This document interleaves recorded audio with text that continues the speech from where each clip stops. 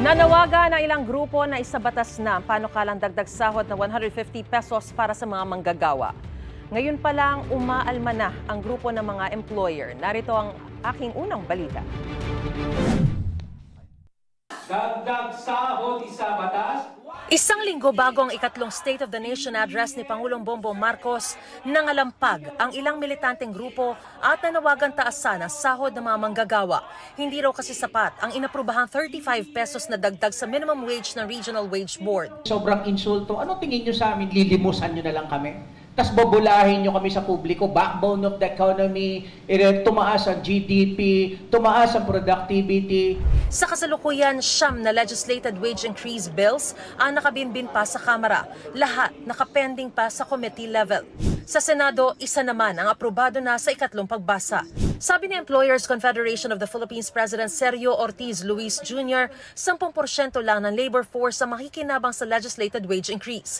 Kaya oras na isabatas ang 150 pesos na dagdag sahod, mas mahihirapan na ang maraming mga manggagawa. Yung mga kumpanya, lalo na maliliit, pagtaas ang presyo. Kung hindi na kaya itaas yung presyo, magbawas ng tao. Kung hindi kaya ng dalawa na yun, magsara.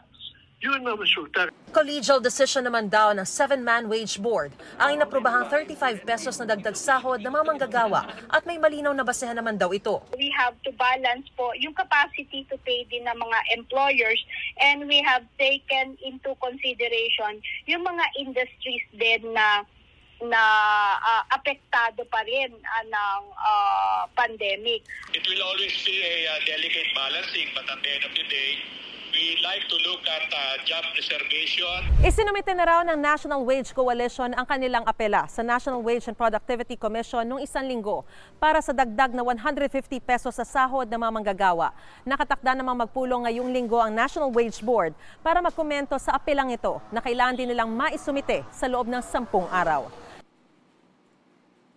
Mga kapuso, para una ka sa mga balita, mag-subscribe sa GMA Integrated News sa YouTube. Sa mga kapuso abroad, subaybayan niyo po kami sa GMA Pinoy TV at sa www.gmanews.tv.